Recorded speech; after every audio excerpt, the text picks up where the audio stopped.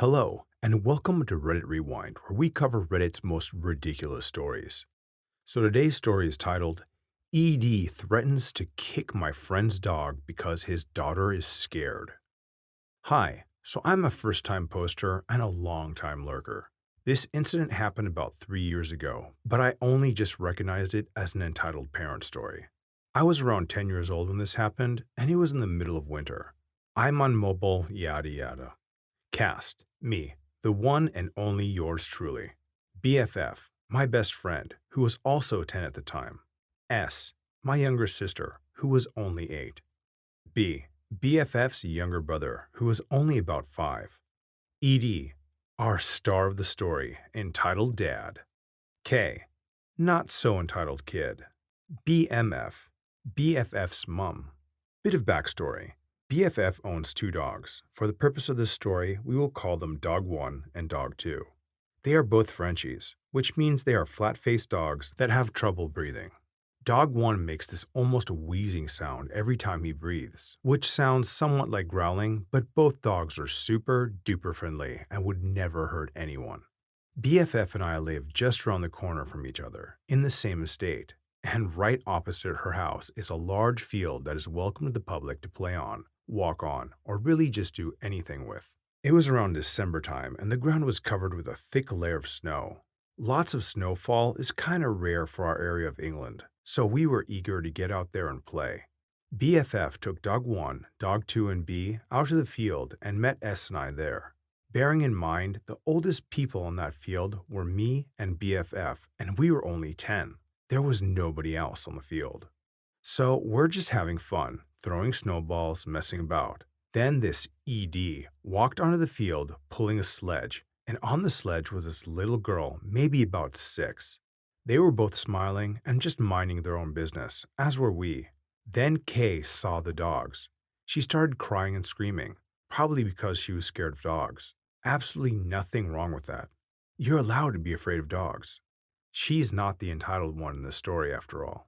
ED turns toward us and saw the dogs, and he got a look of horror on his face when he saw both dogs looking at him. They started running towards him, big smiles on their faces, just wanting to say hi. ED started to look angry, and BFF and I exchanged a glance, not really sure what to do. The dogs slowed down and started to go submissive, probably because of the look on ED's face. Kay was still crying. ED, can you get those dogs away from my daughter? She's only 6 and doesn't like dogs. We were all a bit nervous, but didn't show it or get stroppy. We actually stayed rather calm throughout the whole thing. Okay, maybe that's a little bit of a lie. BFF. Yeah, sure. No worries. She tried to call the dogs back, and they came to her slowly, probably a bit confused and worried. That's when ED heard Dog 1's wheezing sounds. ED.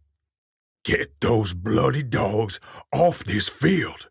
That one's aggressive. Look, it's growling at her. This grown man was shouting at a group of kids over a dog. S and B kind of hid behind us because they were getting scared of the man shouting. And I took my sister's hand. I'm very protective of her when I need to be, even though she can easily look after herself.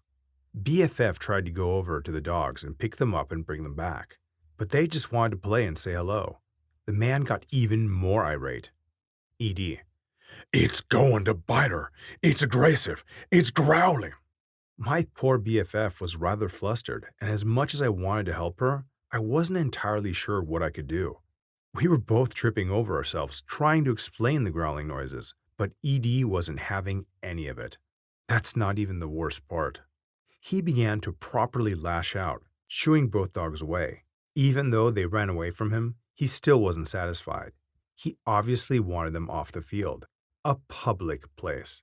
So his foot lashed out, and he nearly kicked Dog 2. This grown man just tried to kick a dog. All 4 of us were now thoroughly terrified. B was crying. S was close to crying. In all honesty, I was a little teary myself. I was genuinely scared of this man. We all panicked when he tried to kick Dog 2, and then all hell broke loose. BFF. Don't! You nearly kicked him. ED. So what? He deserves it. Me. Hey, stop it. You don't kick dogs. We were all shouting, though BFF and I were only shouting so he could hear us. B took a few sniveling steps forward and took BFF's hand, clearly very upset. He was 5. ED. Go away, you freaking idiot. Of course, this set B off crying even more. We were all shocked. We couldn't believe it. First of all, we'd never really heard an adult swear before, especially not in a bad way or an insult. Secondly, this adult man just called a crying 5-year-old a effing idiot. Of course, both of us being big sisters, BFF and I got very protective. Me. How dare you? BFF. Don't call my brother an idiot. At this point, S was kind of huddling in a corner by a bush, probably trying to stay as far away from the situation as possible. I don't blame her. She has anxiety, and the slightest thing can set her off worrying for days. Kay was still crying on her sledge, and honestly, I felt bad for the kid. This wasn't her fault. She didn't ask for any of this. Eventually, BFF decided enough was enough and ran to go fetch her mom. BFM was a tall, slim, pale Lithuanian lady and looks quite fierce. I mean, she can be scary sometimes, but mostly she's really nice. She just looks scary. So while BFF ran to get her mom, I stood my ground on the field. I had had enough of this stupid man. Neither of us said anything. We just stared at each other. I think he was pretty confident that he would be able to stand up against a woman, so he didn't move an inch even when he knew that BFF was getting BFM. It was only when BFM appeared at the front door did he lose morale. He took one look at her and decided the best thing would be to leave. He grabbed the sledge and pulled Kay back to wherever they came from. BFM never even left the house. We were all very shaken after the experience, but mostly relieved we'd seen the back of him. BFF and I hugged because we were proud of ourselves for defending ourselves, the dogs, and our siblings. To cheer S and B up, who were still upset and scared, we built a stout, ugly snowman that was supposed to be the representation of ED, and then we kicked it over and stomped on the head. Overkill? Nah, maybe just the right amount of kill. Anyway, sorry if this wasn't super good. It is my first post, and I know it's not as extreme as other things on here, but it was still a scary experience. Wow, talk about a traumatizing childhood story. I mean, not super traumatizing, but still, this was kind of scary. And that ED was a huge jerk. I mean, I get he was trying to protect his daughter because she was scared, but his reaction was totally uncalled for. Didn't even take time to listen, just saw some kids, saw some dogs that were probably pretty timid but didn't understand them, so he got super angry and was a jerk. And the fact that he actually tried to kick the dog, that's just messed up. So I found a few posts in the comments section, and I thought I'd read them as well. Overkill? Nope, exactly right. You were children. Some big mean bully yelled mean things at you and threatened harm to the dogs you loved. You worked out your feelings without causing harm to any living creature or damaging property. You children dealt with your feelings better and healthier than the entitled douche. And the next comment, sounds like this guy was just defending his daughter. You never know what an off-leash dog will do or how they will react. My mom had her face bit open by a neighbor's Shih Tzu, a small but energetic breed. Needed a bunch of stitches and left a nasty scar. That being said, you would think at some point he would just leave. Get away from the perceived threat. Not super productive to hang around and curse at children. I can definitely see this commenter's perspective. I mean, the guy was trying to protect his daughter and she was scared and there were dogs off leash. But the fact that he didn't even try to reason with anyone, now, granted, this is a kid's story and recollection from many years earlier, but the fact that the kid remembered it as him just not even trying to talk or discuss, or that his go-to was just to start yelling and threatening and even trying to kick the dogs that's questionable behavior. And the actual OP commented on that last comment and said, yeah, I do get it, but you're absolutely right. There's no excuse for swearing at toddlers.